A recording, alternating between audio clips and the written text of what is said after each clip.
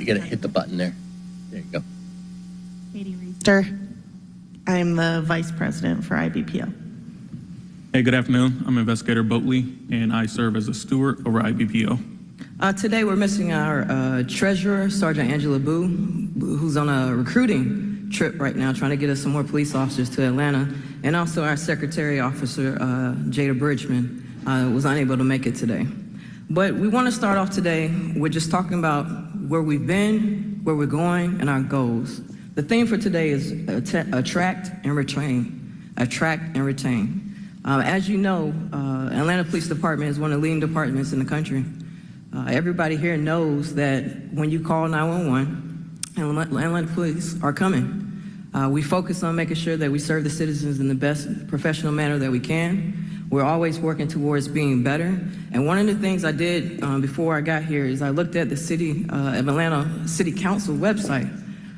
It states that the priority of the City Council is progress, and the objective is growth.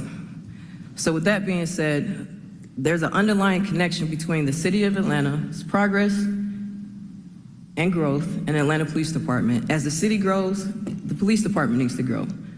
And as the city progresses, so does the police department. So we want to talk about the last decade. And I'm here to say, and along with my colleagues, that we're at a very, very good place. For the first time in my career, I haven't been here as long as some, we have a mayor who is listening to us, who hears us, and administrators is willing to work with us. But they are having to play catch up. For 10 years ago, over the past 10 years, we've asked for the same things, things that Atlanta Police Department officers deserve, and we all know the things that are necessary to attract and retain the best candidates and the best police officers. These things include a reduction in the years of service. My colleague, Investigator Boatley, is going to go more into that a little later. Also, increasing the retirement percentage for the hybrid officers, incentivizing the field training officer program, funding the police officer annuity program for every APD officer, shift differential pay, overtime and holiday pay for lieutenants, take-home cars, a new training facility, lower the cost of insurance benefits, annual COLAs, and be the best paid police department there is. I'm happy to say that we're moving in the right direction. Attracting and retaining. As you know, and from the work session with the administration, there's a proposal for recommendations to redo the hybrid program. We want you to know that we support this 100%. So when the legislation comes before you on the paper, we know and we want you guys to support us in voting yes and moving it forward and getting the budget passed. And so that the officers who are dedicating their time, their lives, sacrificing time with their families are able to see the retirement. I know for me, coming on, it was good because I was part of the old pension. But for my colleagues, they were transferable. So that was one of the things that concerned us. It was easy for them to move to another department, and it was easy for them to jump from place to place depending on the signing bonus. Because to them, they need to get as much money as fast as possible while they were still young in age. We also want to acknowledge that we won't have any insurance cost increases.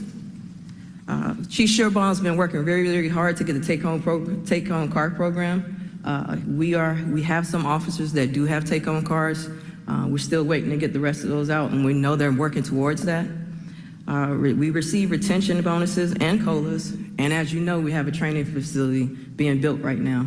So we're definitely appreciative of what has been done. We're definitely grateful for where we're going and where we're moving forward. But as always, we have to progress. Once we do something, another department's already doing it. Orlando PD was here last week recruiting, right down, what was it, Hyatt? Trying to get some of us to go.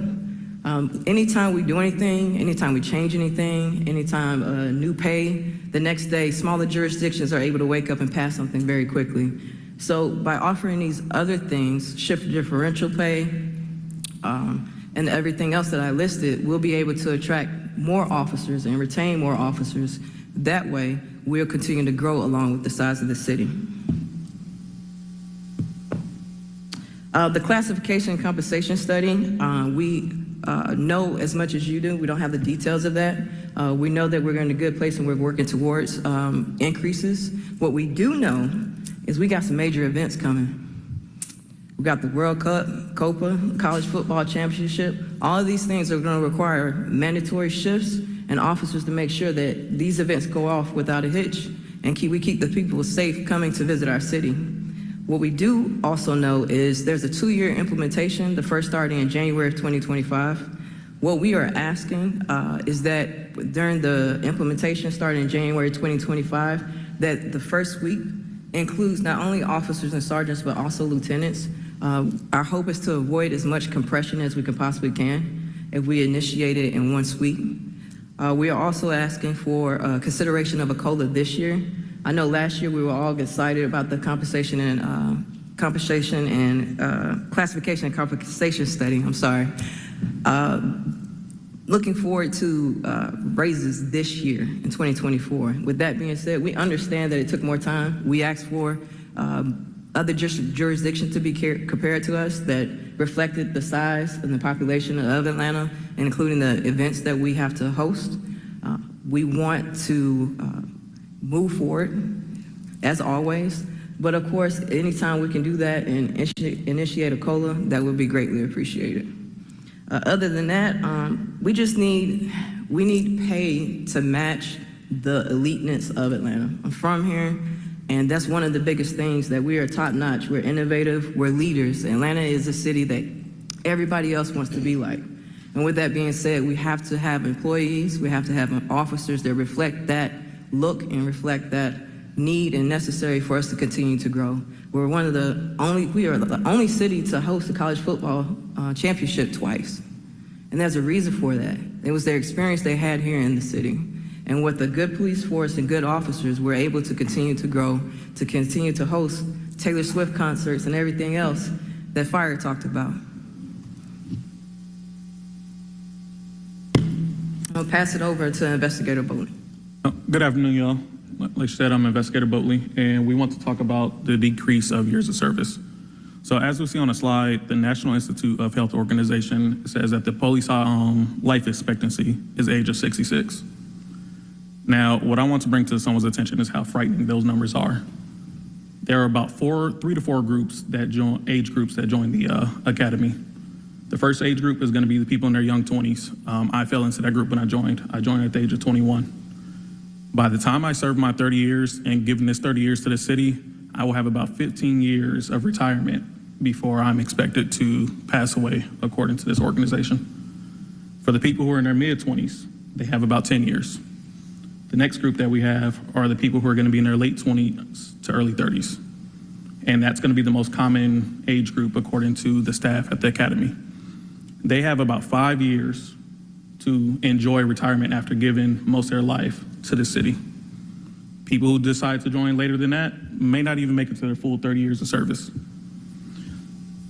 So the thing is, no one calls the police because they're having a good day. No one calls to tell us that they got engaged. No one calls to tell us they got a promotion. No one calls to tell us that they bought the new house. We are only getting called at the worst of people time. They are calling when they feel like whatever situation they are in, they can no longer handle themselves. It is so above them that they need the government to step in and handle it on their behalf. Most officers in every zone on every shift is handling 15 to 20 calls per day. On the flip side, every citizen can remember every encounter they've had with the police, whether it be from the time that they've called or the time that they've encountered a traffic stop. They remember every encounter they've had.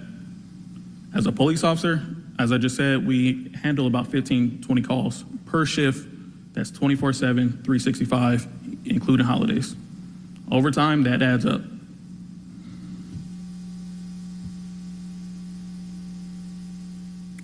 Now, according to the Federal Bureau of Investigation, also known as FBI, they came out with an article that said that the average person, the average citizen, encounters 2 to 3 traumatic incidents throughout their lifetime.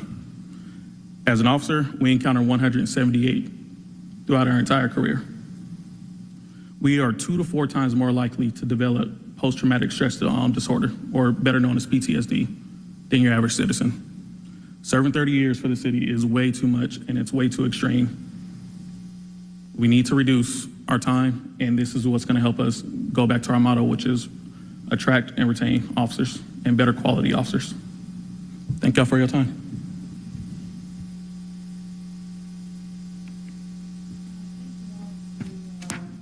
The ones that showed up today, I wish there were more council members here to hear us, hear I'm sure that. this is being broadcast. If they can, if they'll listen to it. I just wish we could have their feedback as well. But anyways, we're happy you're here. Thank you for showing up. Thank you for coming. I know you all are very busy.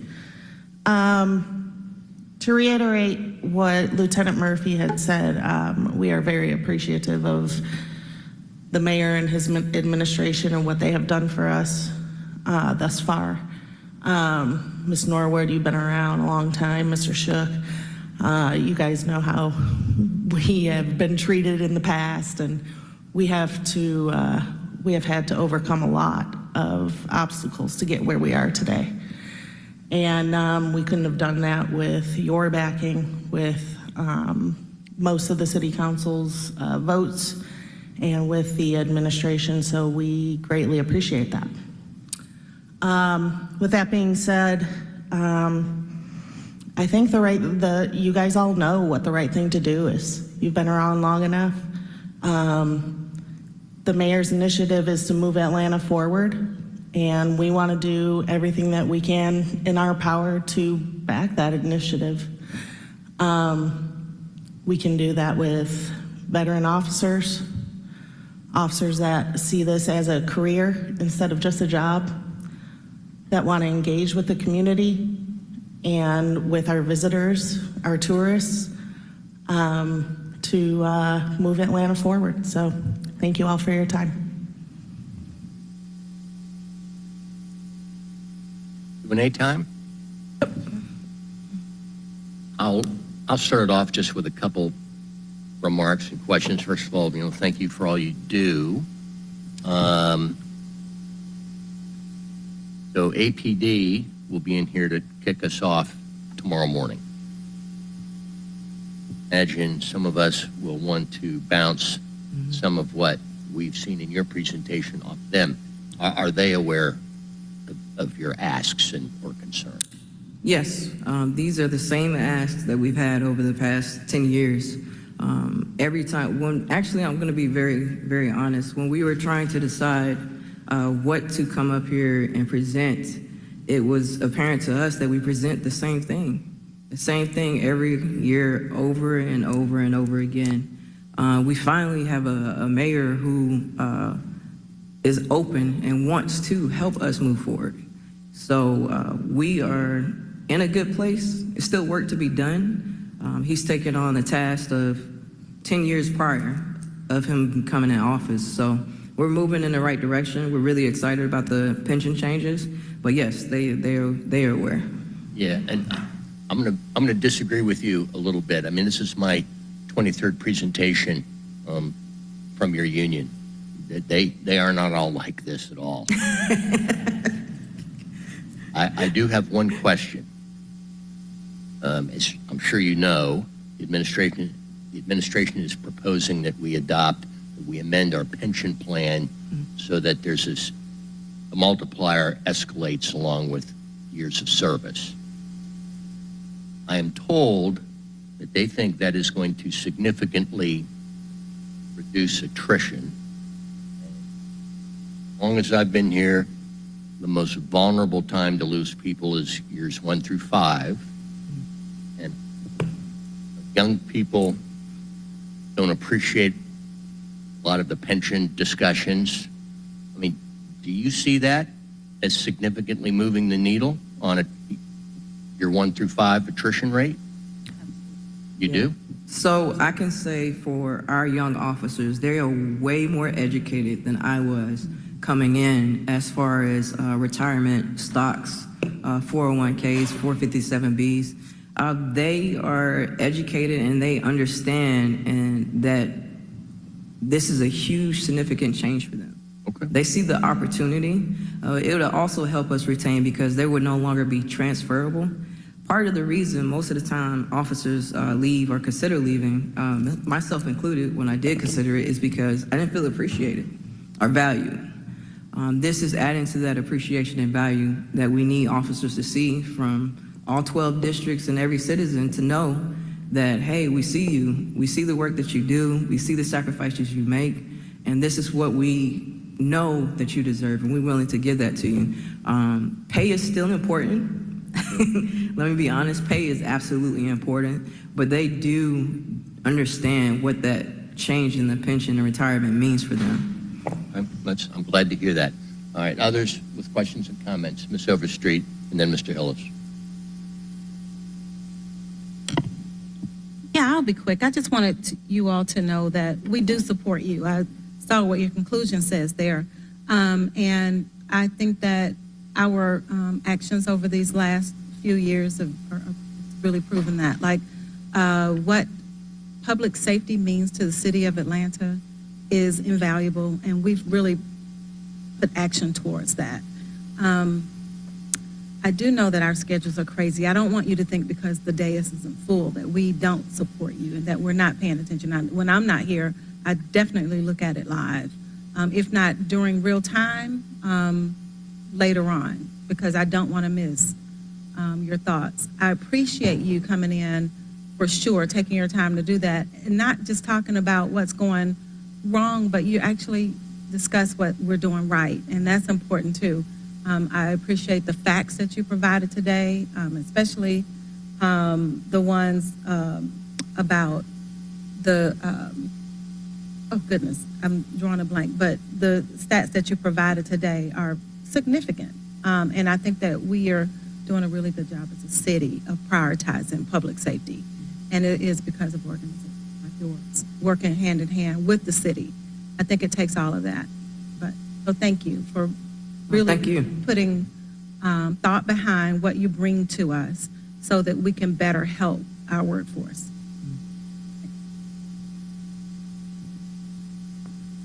Thank you, Mr. Chair. Thank you, Lieutenant Murphy and your team. What discussions and feedback have been had, as I know I've introduced legislation requesting such a year or two ago, about both the FTO incentive and the shift differential? So the proposal for the FTO incentive has gone, it went forward. I did call to check and see if any of the FTOs had received it yet. I didn't, however, receive that information back as of yet right now. But I do know that it's supported by Chief and the rest of the executive team. It is very much supported because in order for us to have the best police officers, we have to have the best trainers. And as somebody who used to be assigned to the academy, it is substantial when we don't have enough FTOs to train the officers that we're putting out. So it's a heavy load to carry. So those people that serve as FTOs should be recognized and incentivized for their work. But yeah, the proposal did go forward. As of right now, I have not received the answer yet, but I'm still checking on it. Please keep me updated. And then what about the shift differential? And then the shift differential is something that we mentioned last year. In this budget, I don't believe it's part of this budget's conversation, but again, I don't know because we haven't seen the details of the classification and compensation study. So I am not sure if that is included, but I don't think it is. So I think that's all I have for now, but I would like to know, just out of curiosity, what are each of your assignments right now? Okay. I am currently assigned to the PAF Force unit. I'm the lieutenant over the PAF Force unit, over the belt line. The sergeant for the larceny unit in CID. And I'm an investigator with the Homeland Security Unit. Awesome. Thank you all so much. Thank you, Chair. Ms. Overstreet. For some reason, when you started speaking, it came back to me. I appreciate the stats about how long after you work you'll be able to live on the compensation. Like, no one wants to finish a career and then only have 6 years of funding or money to live with. And so to right-size your life, we do need that information from you. And that's what we're here for. We're here to support you with those types of things. So thank you.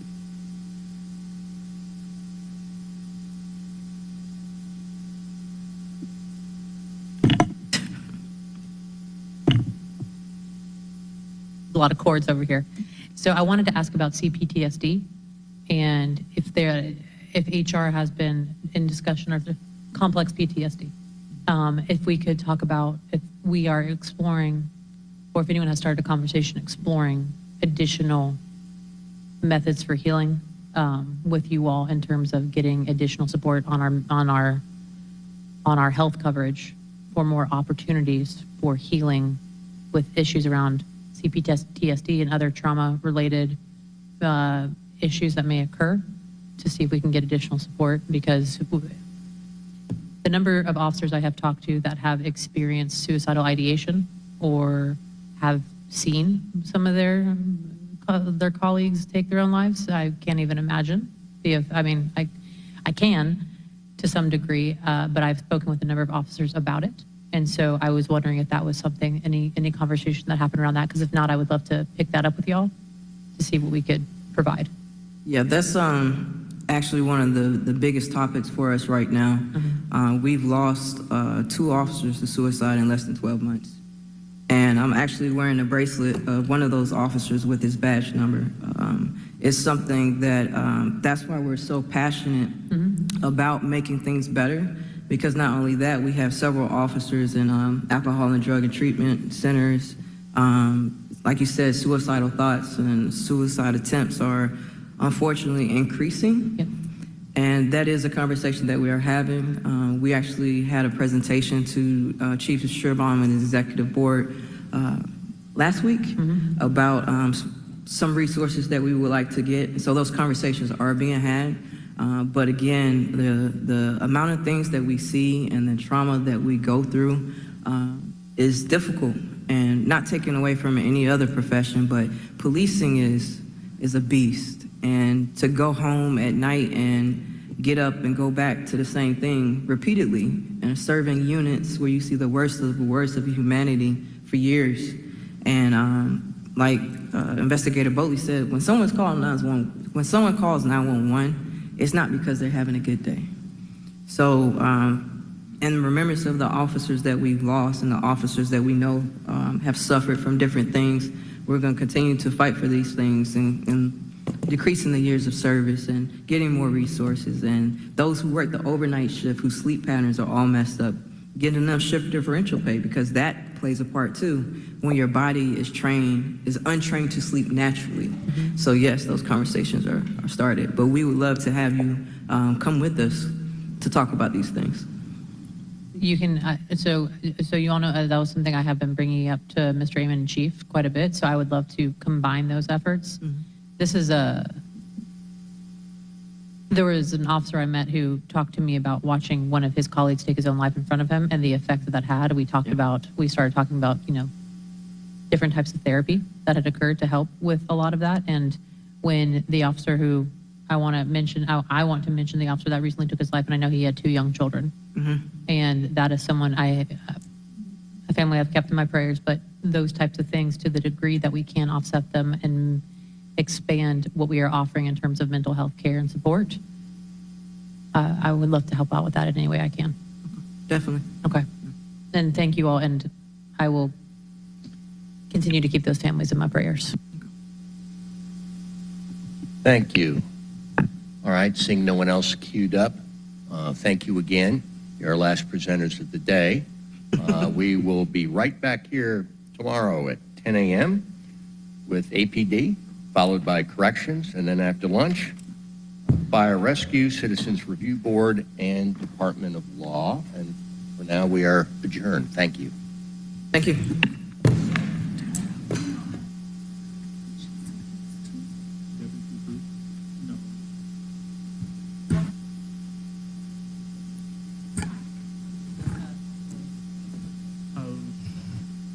I'm trying to remember where she was at.